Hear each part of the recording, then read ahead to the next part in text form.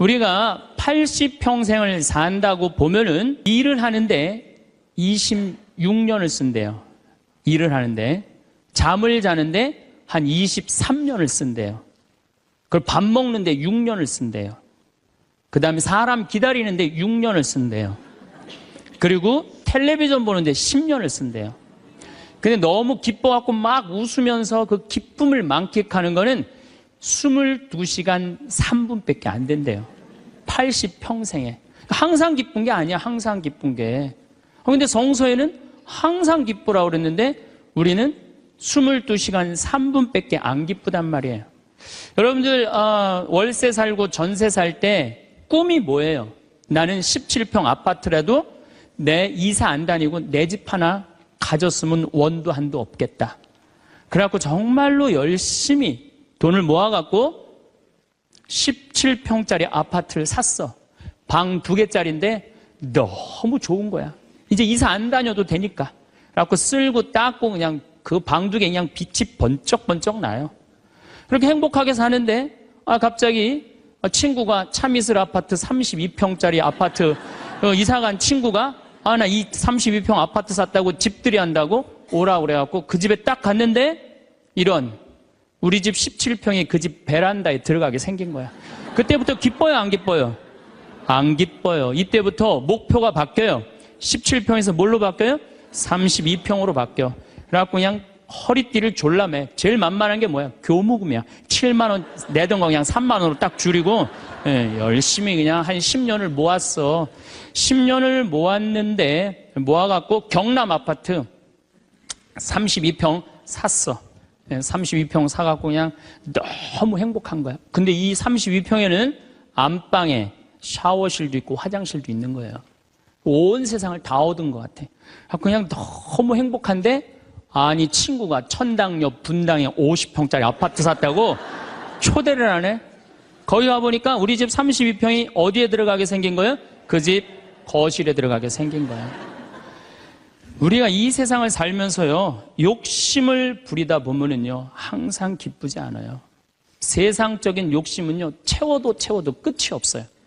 그래서 바다는 채워도 사람 욕심은 못 채운다는 거예요. 여기 계신 분들 혹시 난 지금 너무 괴로워, 내가 사는 게 힘들어. 뭐 때문에 힘드느냐면 지금 현실이 힘든 게 아니에요. 여러분들 욕심이 너무 많아서 힘든 거예요. 이유는 다른 거 하나 없어요. 그런데 우리가 목표가 하늘나라인 사람, 나는 이 세상적인 게 날 좀 실망시킨다 하더라도, 이 세상적인 출세를 좀 못했다 하더라도 나의 최종 목표는 하늘나라다.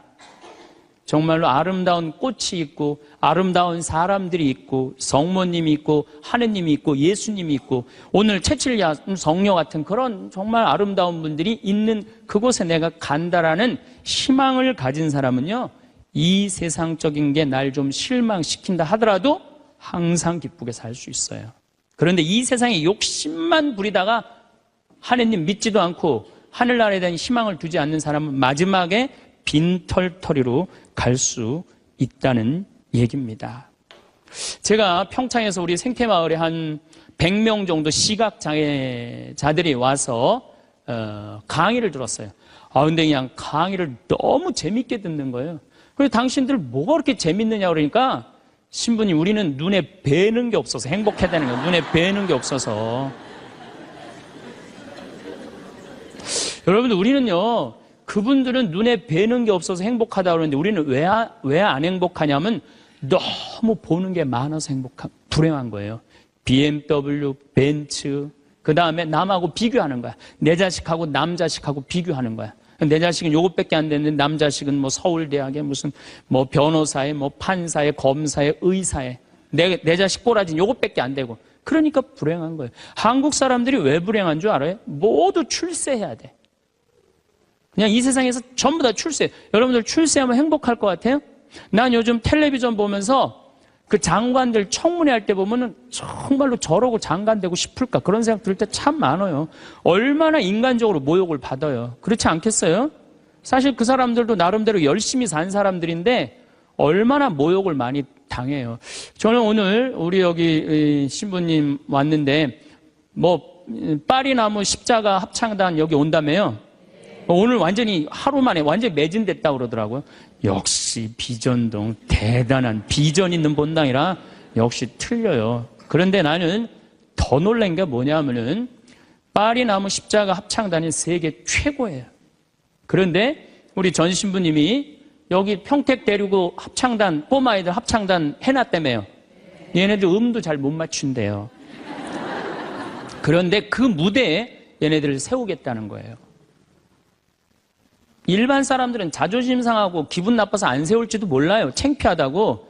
그런데 그 아이들이 노래하는 것 자체로 오케이라는 거예요. 본당심이 말씀하시기를. 그런 정신이 중요해요. 내가 좋아하는 일 하면 되지. 꼭 출세해야 돼? 그렇지 않겠어요? 여러분들 여기 안 행복하세요? 여기 장관들 있어요? 국회의원들 있어요? 없잖아요. 그럼 우리 다 불행해야 돼요? 아니죠. 내가 오늘 얼마나 즐겁게 일을 하느냐, 그거 하나라도 우리는 얼마든지 행복할 수 있어요. 여러분들 공부 잘하면 좋을 것 같아요? 공부 잘하는 애들끼리 또 스트레스가 많아요. 서울대학도 다 1등 하는 거 아니에요. 거기 한 과에 40명이면 거기서 또 꼴등이 또 있어요. 거기서 또 꼴등이 있어요. 걔네들은 또 자괴감을 느낀다는 얘기예요. 그래서 학벌, 내가 뭐 우리나라의 그 좋대는 대학, 최고의 대학 졸업한 남편을 둔 부인들, 얼굴 밝은 부인들 별로 못 봐요. 하도 남편이 잘난 척을 해갖고 거기에 눌려갖고 그냥 찌그러져서 사는 여자들 많이 봐요. 그러니까 학벌 좋다고 내 자식 뭐 그냥 서울대 나왔다고 이 내 딸 결혼시키는 거 결코 지혜로운 게 아니에요. 그래서 우린 너무 출세, 학벌, 돈, 이 돈도 제가 보기에는 돈이 우리가 행복을 결정해 주는 것 같지는 않아요. 저는 요즘 뭐 이 입시철만 되면은 막 교수들이 막 돈 받고 그냥 부정 입학시키고 감옥에 들어가고 그 박사까지 돼서 교수까지 돼서 그 돈 몇 푼 받아먹고 감옥에 가요. 그 요즘 부산 저축은행 줄줄이 다 들어가는 거 보세요. 돈이 많으면요 더 많은 유혹에 빠지는 거예요. 제일 행복한 사람이 어떤 사람인지 아세요? 1 더하기 1은 일하고 내가 벌은 만큼만 쓰는 사람이 제일 행복해요. 근데 또 어떤 사람이 불행한 줄 아세요? 자기가 번 걸 쓰지도 못하고 죽는 사람들 많아요. 보면 9개 번 사람은요 10개 채우려고 1개 더 모으려고요 9개 손도 못 대고 죽는 사람들 많아요. 99개 가진 사람은 100개 채우려고 99개 쓰지도 못하고 죽는 사람들 많아요. 돈은요 제가 지난번에도 강의를 했듯이 내가 쓴 것만 내 돈이에요. 내가 쓴 것만. 살아오면서 여러분 이제까지 살아오면서 여행 다니고 맛있는 거 먹으러 다니고 성당 봉헌하고 여기 이 땅 사는데 위대한 일 하신 분들 땅값 내고 이것만 내 돈이에요. 내가 여기 비전동에서 제일 열받을 때가 언제였느냐면은 IMF 때 여기 내가 있을 때 터졌거든요. 근데 우리 교우들 20억 30억 날라간 교우들 많아요. 여기 안에. 근데 술이 취해갖고 나한테 와갖고 뭐라는 줄 알아요? 신부님이 이렇게 망할 줄 알았으면은 하루아침에 날릴 줄 알았으면 성당에 봉헌이라도 많이 할 걸. 내가 이 성당에서 내가 그 경험을 했다니까. 제일 열받는 거야. 다 잃어버리고 후회하지 말고 언제 해요? 있을 때 하세요. 있을 때. 그러니까 여기 지금 땅 산 거 열심히 봉헌하세요. 돈이 나를 행복하게 하는 건 아니에요. 또 우리나라 사람들은 외모를 너무 따져. 외모를. 이 4가지가 우리나라 사람들이 기쁘지 않는 이유 중에 하나래요. 그래갖고 그냥 텔레비전 보면 그냥 저는 요즘 나이를 먹어서 그런 게 아니라 연예인을 구분을 못 하겠어요. 다 그놈이 그놈 같고 그 여자가 그 여자 같아요. 다 똑같이 생겼어. 어떻게? 그런데 얼굴 잘생긴 남자들 여러분들 같이 살아보는 여기 자매님들 어때요? 속 끓어요 안 끓어요? 끓어요. 얼굴 남자 얼굴은요 그저 둥글둥글하니 투실투실하니 그냥 후덕한 그런 얼굴이 제일 좋은 거예요. 잘생겨봤자요 바람이나 피고 골치 아파요. 또 여자 얼굴 이쁘면은 그거 피곤해요. 이 남자 저 남자 찝쩍찝쩍 거려서. 얼굴은 그저 나같이 씹다 뱉은 수제비같이 생긴 게 제일 좋은 거야. 제일 좋은 거예요. 우리가 이 출세, 학벌, 돈, 외모만 매달리지 않고 나 생긴 대로만 사는 사람은요 너무 즐겁게 살아요. 우리나라 직업 행복 지수 1등이 사진작가예요. 사진작가. 사진 찍는 사람들이 제일 행복하대요. 자연 다니면서 마음껏 세상을 다 담을 수 있잖아요. 얼마나 좋아요. 그러니까 여러분들 내가 원하는 일을 지금부터 찾아서 하라는 거예요.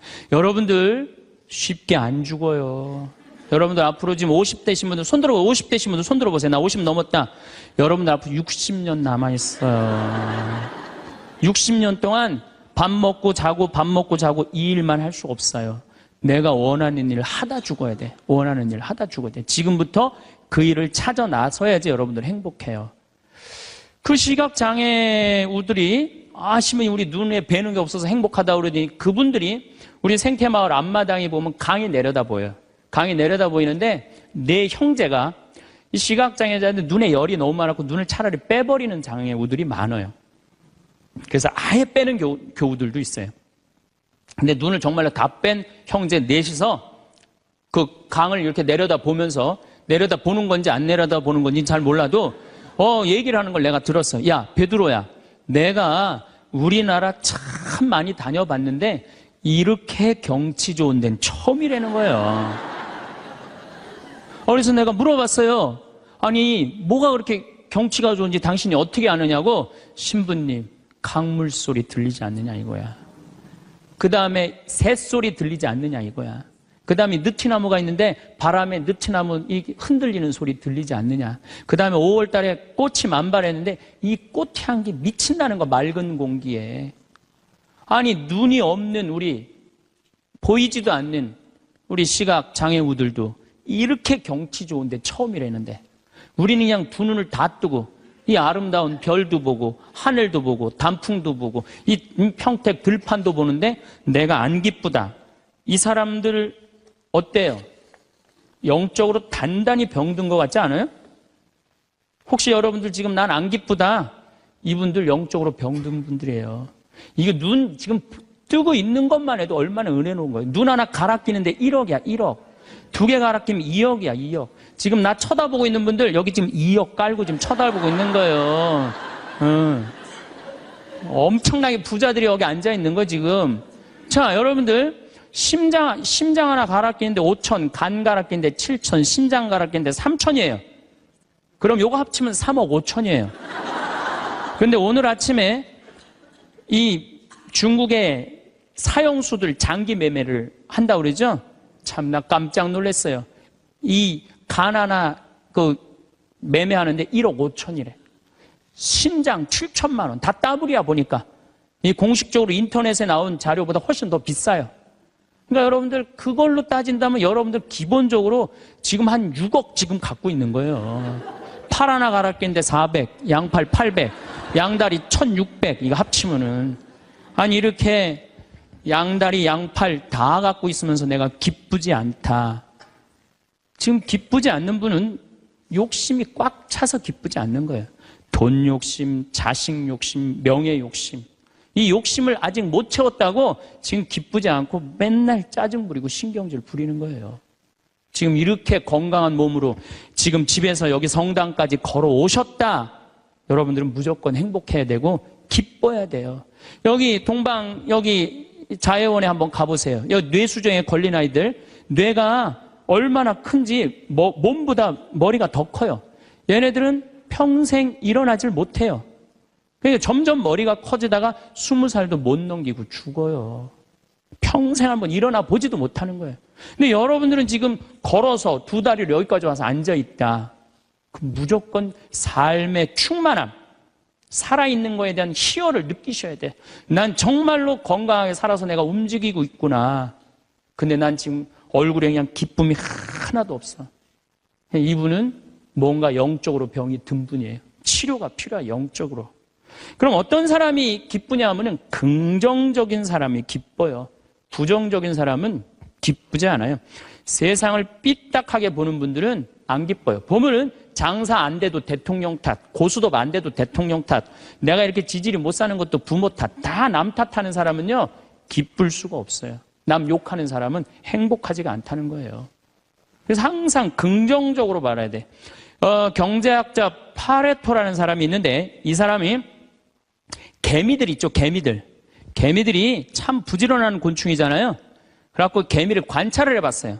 그랬더니 개미들이 100마리가 왔다 갔다 하는데 놀랍게도 먹을 걸 물고 왔다 갔다 하는 거는 20마리밖에 안 된대요. 나머지 80마리는 그냥 왔다 갔다 하는데 그냥 아무것도 안 하고. 그래갖고 너무 신기해갖고 요 20마리를 또 모아갖고 또 100마리를 만들어 놓으니까 처음에는 다 물고 왔다 갔다 하더니 조금 지나더니 20마리만 먹을 걸 물고 왔다 갔다 하고 나머지 80마리는 그냥 왔다 갔다 하는데 어느 공동체나 열심히 일하는 사람은 20%예요. 나머지 80%는 그냥 왔다 갔다 하는 거예요. 성당도 똑같아요. 성당도 보면은 성당 와서 미사해설하고 나 오늘 저녁 너무너무 맛있게 먹었는데 저녁 준비하고 뭐 성당에서 봉사하는 사람은 20%고 나머지 80%는 그냥 왔다 갔다 하는 거야. 가방 들고. 근데 본당 신부가 그 20%에 초점을 맞추느냐 80%에 초점을 맞추느냐에 따라서 본당 분위기는 하늘과 땅 차이예요. 80% 그냥 왔다 갔다 하는 사람 맨날 욕해. 당신들 그래갖고 천당 가겠느냐. 당신들 그렇게 살아서 예수님한테 상 받겠느냐. 맨날 욕먹어. 그러면 20% 열심한 20%가 무슨 생각을 하냐면 나는 뭐야? 난 정말 집안일도 다 뒤로 하고 하느님 일 이렇게 열심히 하는데 칭찬 한 번도 받은 적이 없어. 그럼 그 사람들 기운 빠져요. 성당 분위기 쫙 떨어지는 거예요. 그런데 그 20% 당신들 때문에 우리 성당 움직인다. 당신들은 하느님이 보내준 천사다. 정말로 고맙다. 이러면 20%가 으쌰으쌰 해갖고 신나게 움직이면은 나머지 80%도 얼떨결에 따라오는 거예요. 이게 바로 성당 분위기예요. 긍정적인 면을 강조하느냐 부정적인 면을 강조하느냐 엄청난 차이가 나요. 여러분들 남편들 100% 마음에 들어서 데리고 살아요? 한 20%만 마음에 들어도 데리고 사는 거예요. 술은 안 먹지 않느냐, 때리지는 않지 않느냐, 월급은 제때제때 갖다 주지 않느냐. 만약에 마음에 안 드는 80%만 맨날 말하면요, 그 부부는 못 살아요. 긍정적인 걸 보는 거 중요한 거예요. 내가 여기 비전동에 5년 있다가 경기도 광주 능평성당이라는 데를 갔어요. 저 개인적으로는 이 비전동이 사실은 우리 수원교구에서도 최고의 본당이라고 자부를 해요. 교우들도 정말로 착하고 말 잘 듣고. 근데 딱 갔더니 여기는 우리 박건순 신부님이 딱 저조소 했는데 거기 가보니까 아무것도 없어. 그냥 성당은 천막에다가 옆은 콘테이너에다가 바닥은 맨 흙이야. 거기 그냥 바닥에 흙에서 막 원추리 붓꽃이 막 피는 거야. 제대 꽃꽂이가 필요 없어. 알아서 펴주니까.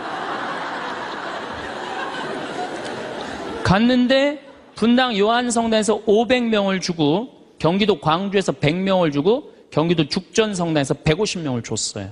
750명이야. 딱 갔는데 안 그래도 성당도 허접한데 아니 그 죽전에 사는 그 교우들이 우리 쪽으로 주교님이 발령을 냈단 말이에요. 이제 능평성당으로 가라고. 근데 거기서 전화가 왔어요. 교우들이. 신부님, 우리가 이제까지 죽전성당 짓느냐고 그렇게 애를 썼는데 또 신설성당으로 우리 집으로 가라고 그러더니 이 말이 됩니까? 자기네들끼리 회의를 했는데 안 오기로 결정을 했대요. 자, 제가 그 안 온다는 150명하고 싸웠을 것 같아요? 안 싸웠을 것 같아요? 안 싸웠어요. 왜? 그분들 와봤자 더 골치 아파요. 더 골치 아파요. 그래서 오지 말으라고 그랬어요. 근데 나한테 600명이야. 근데 우리 이 능평성당은 이 버스를 타고 이 능평 교우들이 분당으로 나가면은요, 버스 한 번이면 가요. 근데 우리 성당으로 오려면 2번을 갈아타야 돼. 그러니까 교우들이 다 분당으로 나가는 거예요. 미사 참여 이제 딱 150명이 오는 거, 150명이 주일날. 내가 여기 떠날 때 주일날 여기 1700명이 왔거든요. 내가 막 떠날 때 여기가 주일날. 1700명 맨날 하다가 150명 오니까 이건 사람도 아닌 거예요. 숫자가. 너무 좋더라고요. 그래갖고 미사는 딱 11시 미사 한 대. 한 대니까 미사 끝나면 맨날 돼지를 한 마리씩 잡는 거예요. 맨날 돼지를 먹는 거야. 맨날. 내가 내면 총회장이 내고 총회장이 내면 부회장이 내고 돌아가면서. 그때는 돼지가 한 마리에 15만 원밖에 안 했거든요. 그래도 내가 가정방문 다니면 막 개 키우는 집에 있으면 뭐 이런 걸 키우냐고 먹자고 그냥. 잘 아실 거예요. 내가 얼마나 좋아하는지. 그래갖고 그냥 맨날 성당 마당에서 불을 지펴놓고 맨날 먹는 거야. 그런데 놀랍게도 우리 성당 마당이 분당으로 나가면요, 마당이 보여요.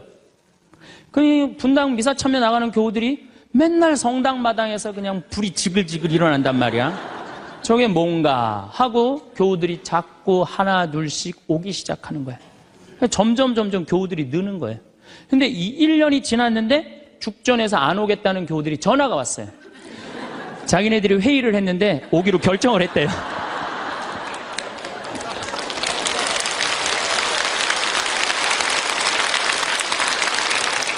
그래서 제가 오지 말라고 그랬겠어요? 오라고 그랬겠어요? 대환영이라고. 그래서 오라고 떠났던 교우들이 다 오는데 교우들이 1000명이 됐어요. 1년에.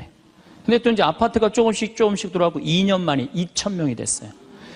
그냥 너무 즐겁더라고요. 또 거기는 교우들이 그 시골 교우들이라 산에 가고 개구리 잡아오고 뭐 하여튼 나 환경 운동하는 신부인데 너구리 잡아오고 별걸 다 잡아와. 이거 뭐 신부님 이거 개고기라고 그러고 거짓말하고 막 먹이고 너무 행복했어요. 그 예수 부활 대축일 끝나고 사순절 끝나고 예수 부활 대축일 미사 끝나고 난 다음에 숫자가 조금이니까 엠마오를 가도 회장단하고 안 가고 본당 교우들 다 가자. 우리 그땐 또 IMF 망해갖고 노는 사람이 너무 많았어요. 다 가자니까 너무너무 좋아하는 거야. 내가 애들한테 물어봤어요. 초등학교, 중고등학교 애들한테 야 니네들 지금 학교 가는 게 중요하냐? 예수님 부활해갖고 지금 우리 엠마오 가는데 엠마오 가는 게 중요하냐? 그랬더니 애들이 엠마오 가는 게 중요하다는 거예요. 야외 학습 신청해. 그래갖고 엠마오 100명씩 데리고 평창에 놀러 가고. 너무너무 즐거운 거예요. 점점 즐거운 거. 교우들이 3년째 됐는데 성당을 자꾸 짓재는 거예요. 이제 교우가 2000명으로 늘어나니까. 나는 안 짓는다. 얼마나 아름다우냐. 그냥 땅바닥에서 그냥 원출이 붓고 피고 그러는데. 아니, 짓재는 거예요. 그럼 저 보자. 그래갖고 3년 9월에 시작해갖고 4년 부활절 입당을 했어요. 7개월 만에 성당을 줬어요. 7개월 만에. 우리 교우들이 봉헌식 하는 날, 또 봉헌식 하는 날도 내가 초등학교 애들한테 물어봤어요. 얘들아, 지금 하느님 집이 젖었는데 학교가 중요하냐? 성당 봉헌하는 게 중요하냐? 성당 봉헌하는 게 중요하대요. 그래서 니네들 오후 2시에 봉헌시니까 오전에 학교 갔다가 조퇴 다 하고 와라. 애들이 조퇴하고 100명이 왔어, 100명이. 수요일 날 봉헌식을 했는데. 그 교우들이 그래, 우리가 언제 이렇게 성당을 져서 봉헌을 했느냐고. 나는 3억 목표가 고객 만족이 아니라 고객 기절이에요. 교우들이 기절할 때까지 나는 한다. 그래서 여러분들 여기 어른들 바닷가 갔던 거 생각나요? 700명? 가서 그냥 3박 4일 동안 기절하면서 놀았잖아요. 근데 그때도 내가 이루지 못한 일을 여러분들이 올해 우리 전 신부님이랑 저 앞에 땅 사신 거 너무 대단한 거예요. 기쁨은요, 모든 일이 일어나는 거예요. 그러니까 교우들이 기절한 상태에서 너무 행복하니까 자기 주머니에서 돈 나가는지도 모르고 막 내는 거예요. 깨보니까 성당이 젖은 거예요. 깨보니까. 기쁨은요, 모든 일이 이루어져요. 분열이 있고 미움이 있고 징후가 있는 데는요, 아무 일도 안 일어나지만은 기쁨이 있는 데는요, 기적이 일어나게 돼 있는 거예요. 그래서 여러분들 우리가 기쁘게 사는 거는 아주 중요해요. 기쁘게. 그 어떤 사람이 기쁘냐? 긍정적인 사람이 기뻐요. 긍정적인 사람이. 성모님은 긍정적이셨을까요? 착했을까요? 성모님 100번 긍정적이에요. 처녀한테 천사가 나타났어. 마리아, 너 아이를 가질 것이다. 저는 처녀인데요. 아마 착한 여자였다면 이렇게 얘기했을 거예요.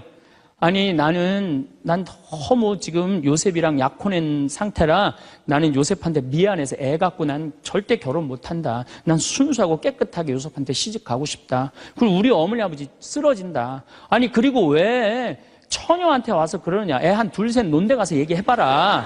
분명히 그랬을 거예요. 근데 성모님은 굉장히 긍정적이셨어요.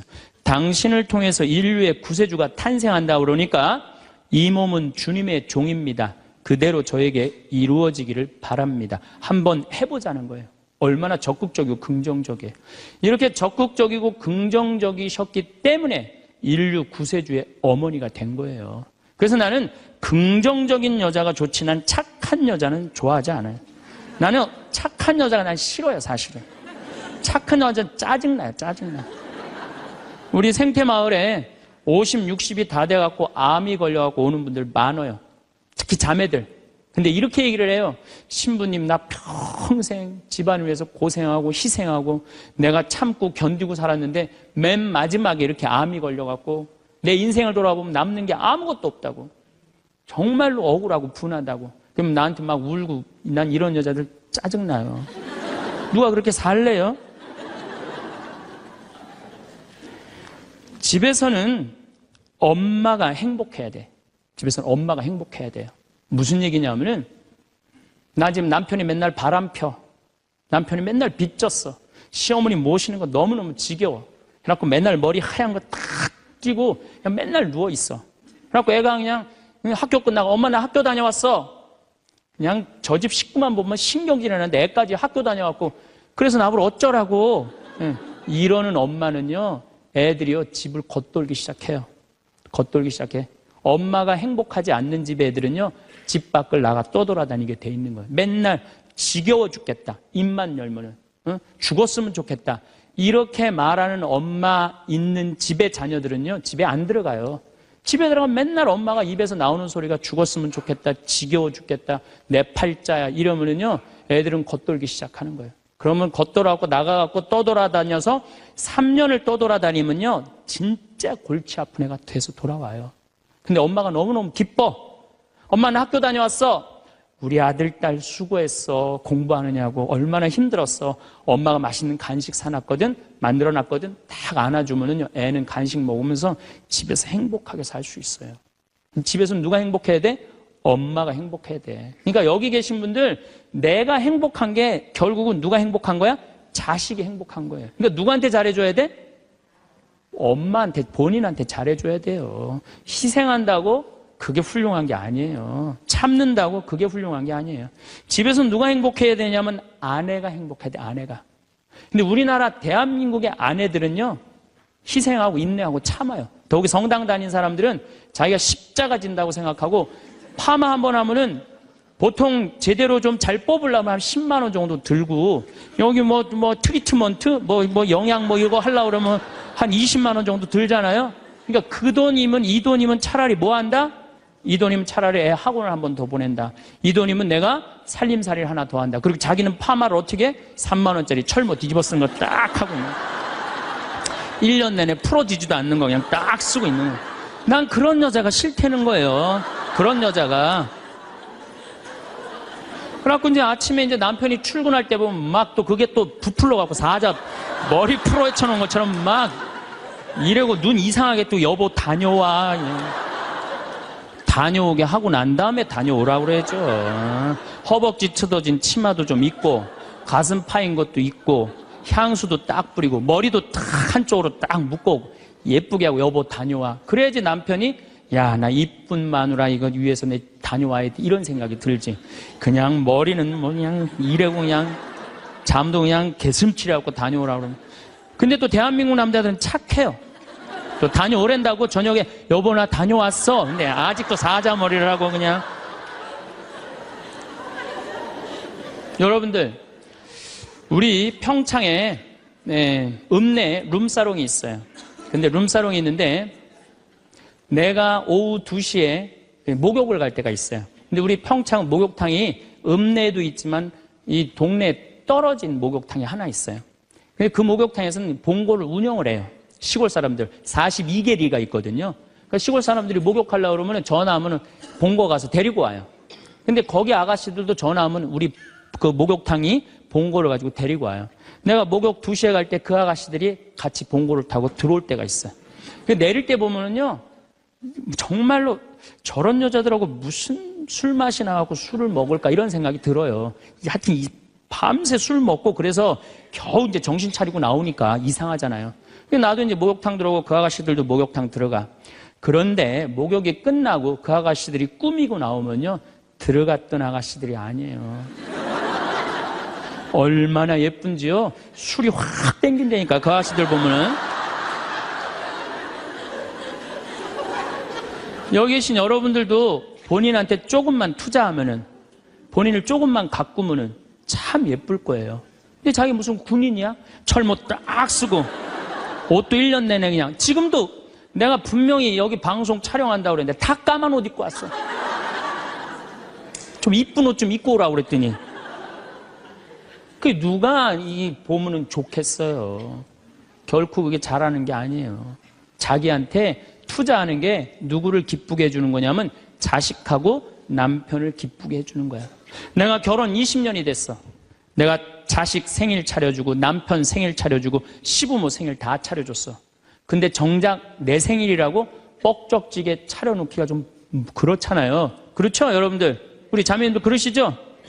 생일은 생일인데 아무도 안 알아주니까 미역국을 하나 딱 끓여놨어. 근데 역시나 남편이 웬 미역국을 훌딱 먹고 나가버렸어.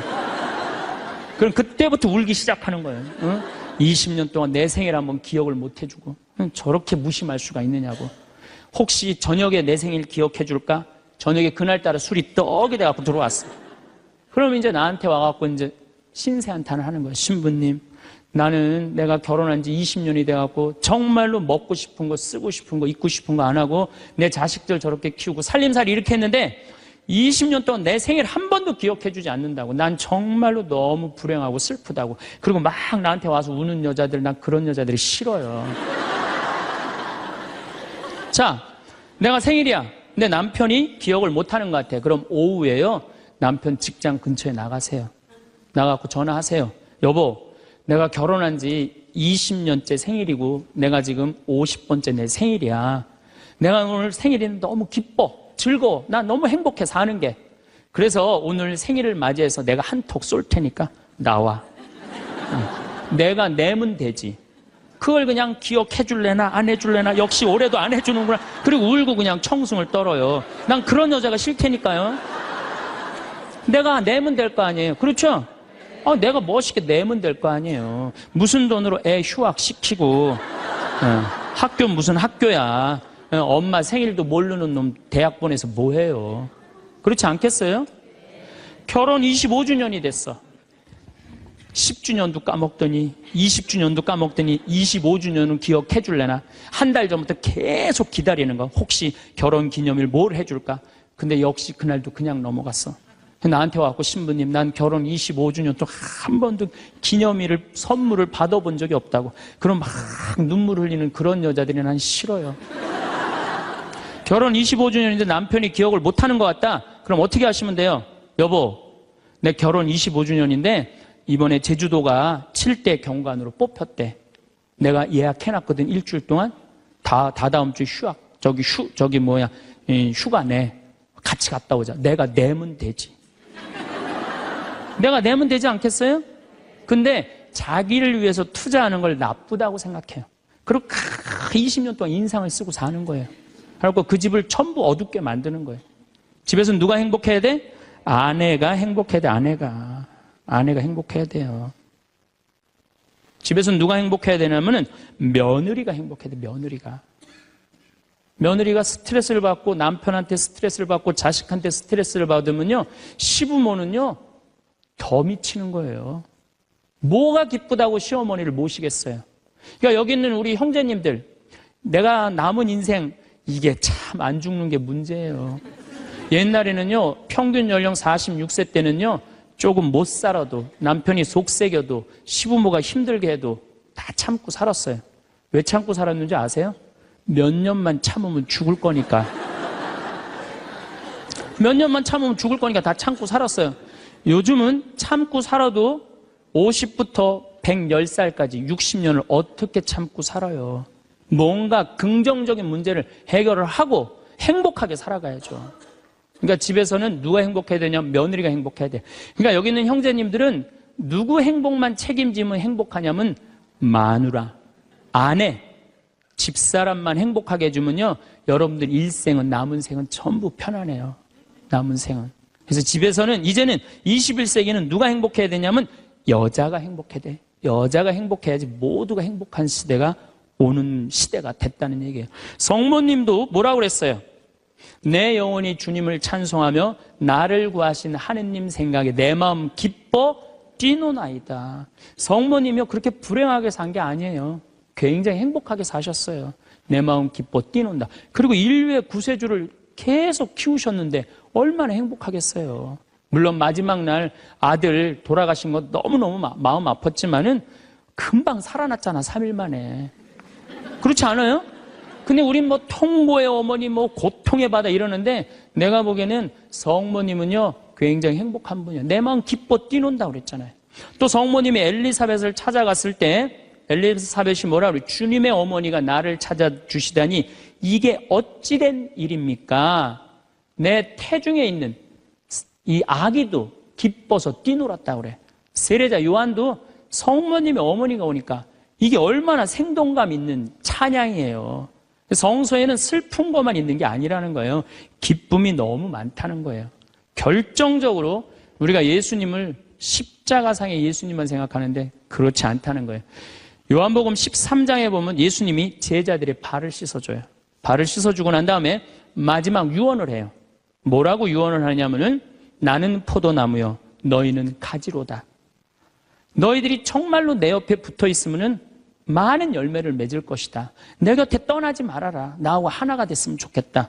그리고 제자들을 향해서 뭐라 그래요? 아버지, 이 사람들이 하나 되게 해주십시오. 아버지와 내가 하나이듯이 이 사람들도 하나 되게 해주십시오. 그리고 나는 간다. 내가 가야만이 누가 오신다? 성령께서 오신다. 너 성령께서 오시면 너희들은 물어볼 게 아무것도 없다. 그리고 맨 마지막에 이런 말씀을 하세요. 내가 이 말을 너에게 하는 이유는 내 기쁨이 너희 안에 흘러 넘치게 하려는 것이다. 자, 예수님이 제자들의 발을 씻어줬어요. 최후에 만찬을 했어요. 그리고 마지막 유언을 했어요. 유언 맨 끝에 뭐라고 그랬냐면 내가 이 말을 하는 이유는 내 기쁨이 너희 안에 흘러 넘치려는 것이다. 지금은 고통의 시간이 다가오지만은 나중에 마지막 날에 하늘나라의 문이 열리면 너희들은 물어볼 것도 아무것도 없고 그 하늘나라를 얻었다는 기쁨에 너희들 가슴이 터질 것이다. 그러니까 여러분들 내가 구원받았다는 확신이 있는 사람들은요, 이 세상이 힘들어도 이 세상이 좀 나를 실망시킨다 하더라도 내가 마지막에 하느님 아버지 집에 간다라는 확신이 있다면은 어떨 것 같아요? 항상 기쁠 수 있어요. 항상 기쁠 수 있어요. 근데 여러분들이 지금 어디에 욕심이 꽉 차 있느냐면은 이 세상에 욕심이 꽉 차 있는 거예요. 그렇기 때문에 여러분들이 참 신앙인이 못 되는 거예요. 신앙의 기본은 기쁨이다. 그래서 사도 바오로가 저는 항상 기뻐하여라. 이 말 굉장히 심오한 얘기 같아요. 그러고 난 다음에 끊임없이 기도하여라. 이거 아주 또 중요한 얘기죠. 여러분들 어떠세요?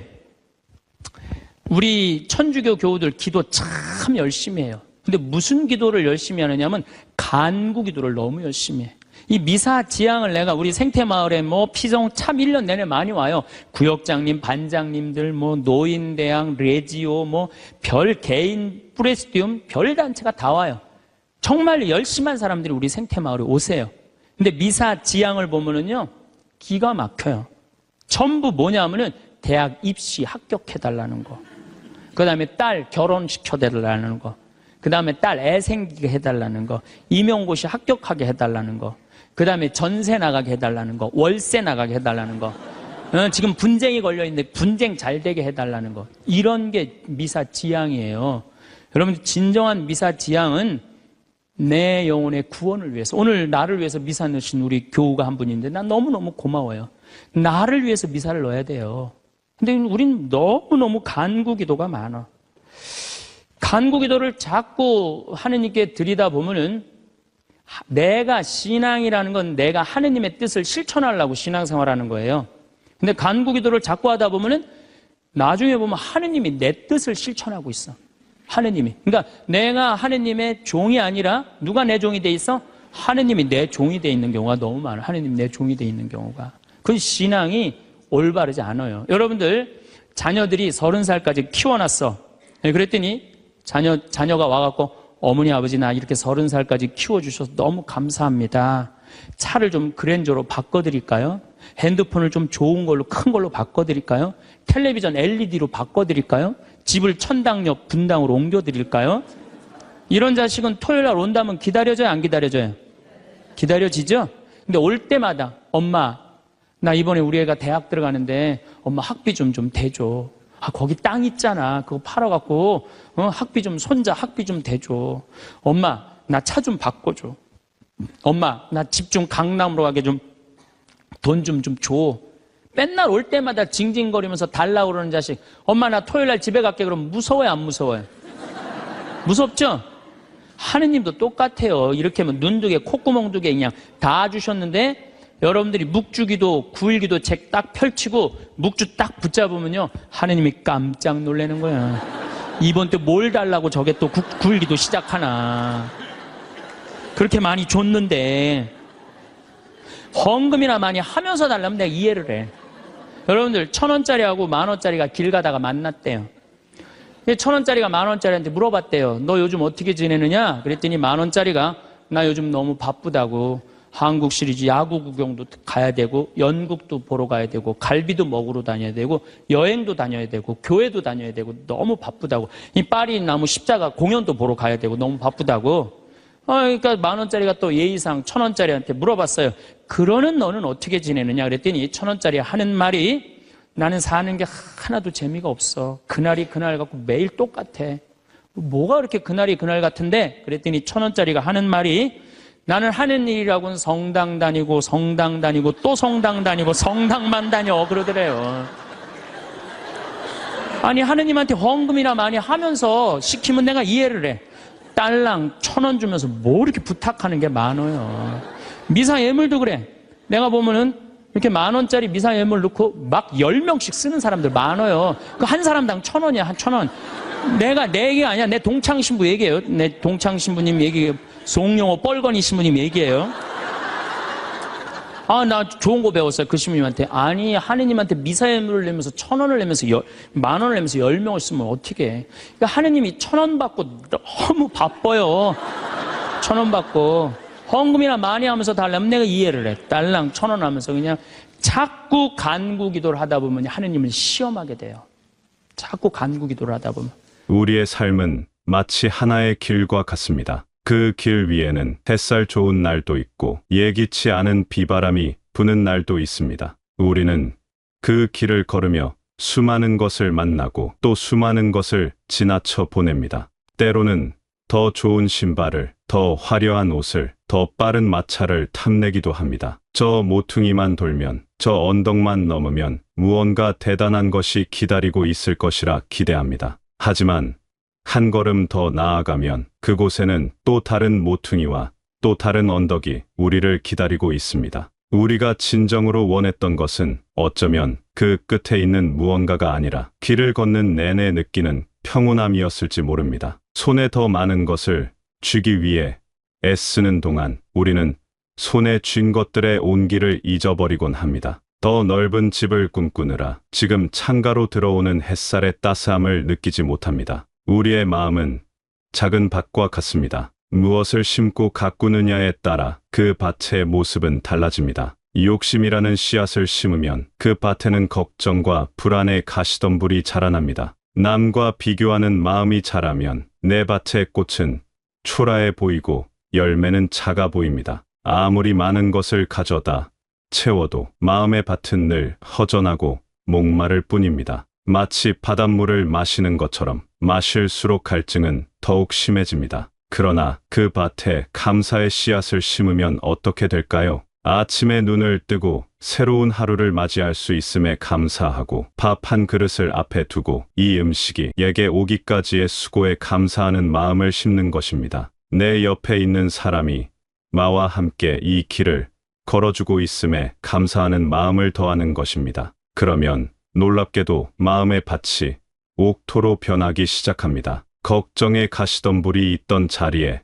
기쁨의 작은 꽃이 피어납니다. 불안의 잡초가 있던 자리에 평온의 나무가 자라 그늘을 만들어줍니다. 행복은 멀리 있는 파랑새가 아니라 바로 내 마음의 밭에서 피어나는 작은 들꽃과 같은 것입니다. 우리는 너무 많은 것을 보려고 애쓰며 살아왔습니다. 더 높은 곳을 보려 하고 남들이 가진 것을 보려 하고 내가 가지지 못한 것을 보려 합니다. 하지만 정작 보아야 할 것을 놓치고 있을 때가 많습니다. 눈을 감아야 비로소 보이는 것들이 있습니다. 시끄러운 세상의 소리를 잠시 멈춰야 들리는 소리가 있습니다. 어떤 이들은 눈에 보이는 것이 없어 오히려 마음이 편안하다고 말합니다. 남들의 화려한 모습, 나를 앞서가는 듯한 발걸음을 보지 않으니 그저 자신의 호흡과 자신의 마음에 집중할 수 있어 행복하다고 합니다. 우리를 불행하게 만드는 것은 어쩌면 세상 그 자체가 아니라 세상을 바라보는 우리의 시선일지 모릅니다.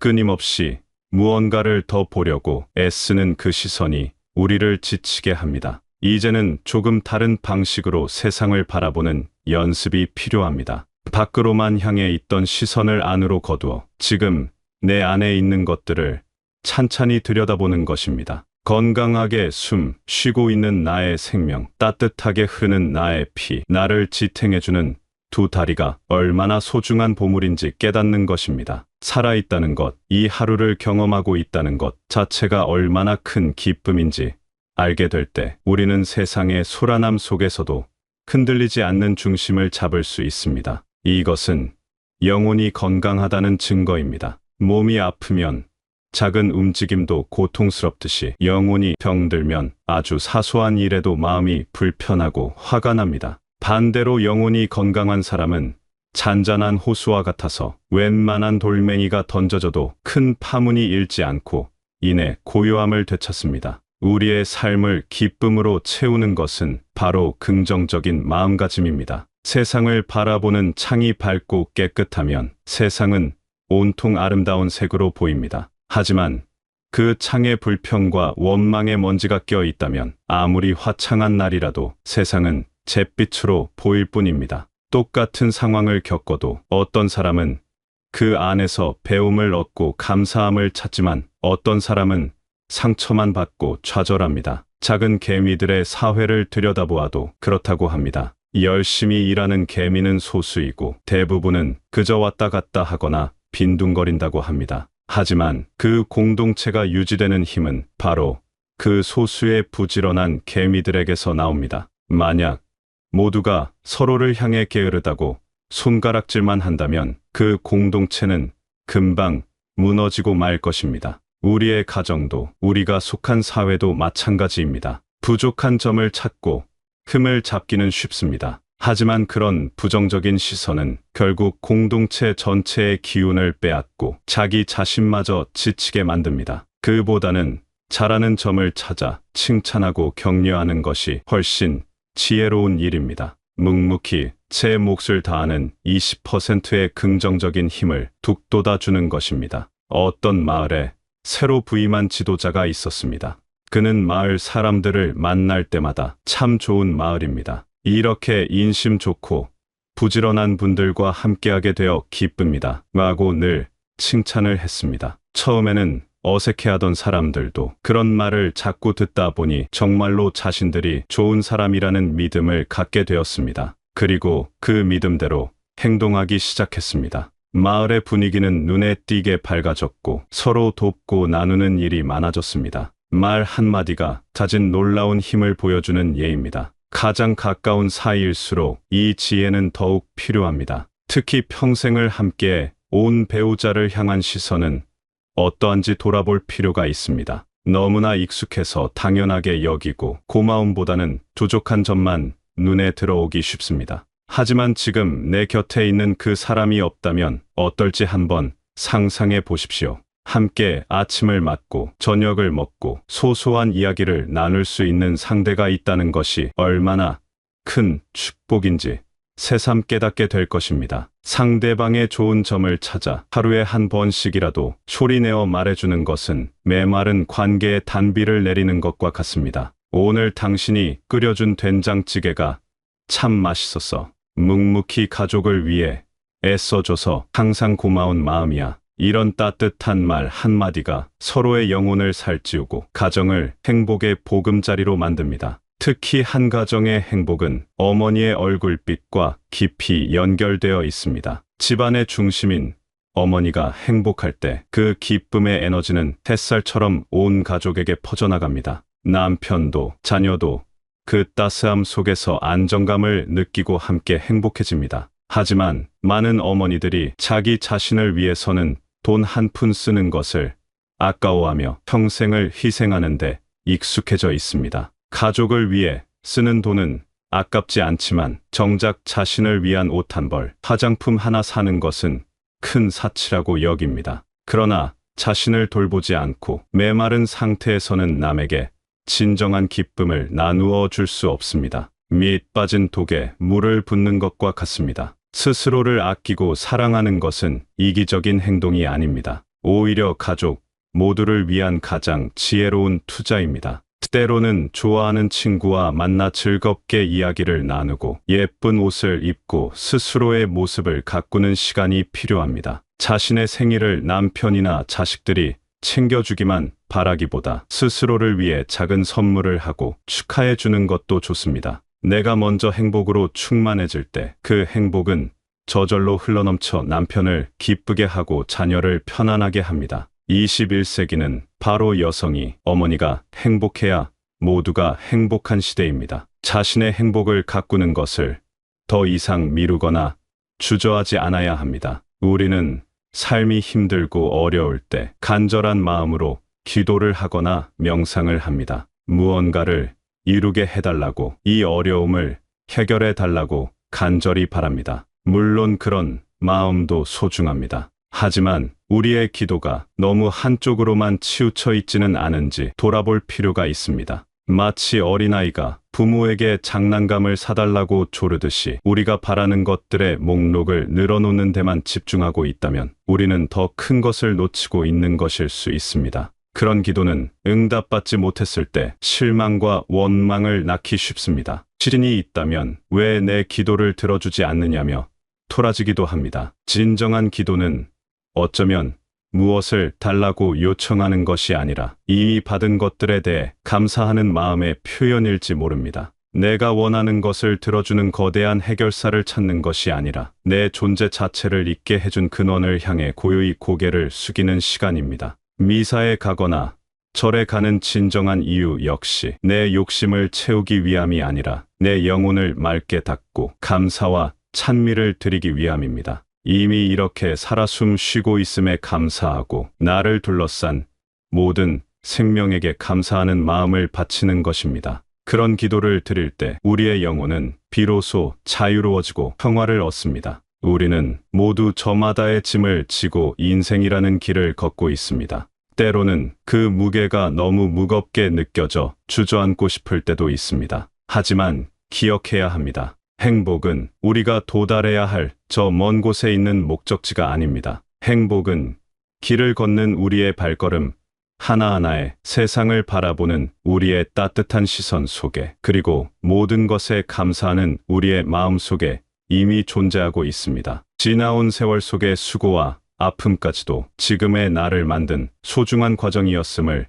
따뜻하게 보듬어 주십시오. 그리고 오늘 하루 살아있다는 이 놀라운 사실 하나만으로도 우리는 충분히 기뻐할 이유가 있습니다. 곁에 있는 사람의 손을 한번 잡아주고 따뜻한 눈빛을 한번 건네주십시오. 그 작은 온기가 우리의 남은 날들을 채우는 가장 큰 위로이자 가장 깊은 행복이 될 것입니다. 당신의 삶은 그 자체로 이미 충분히 귀하고 아름답습니다.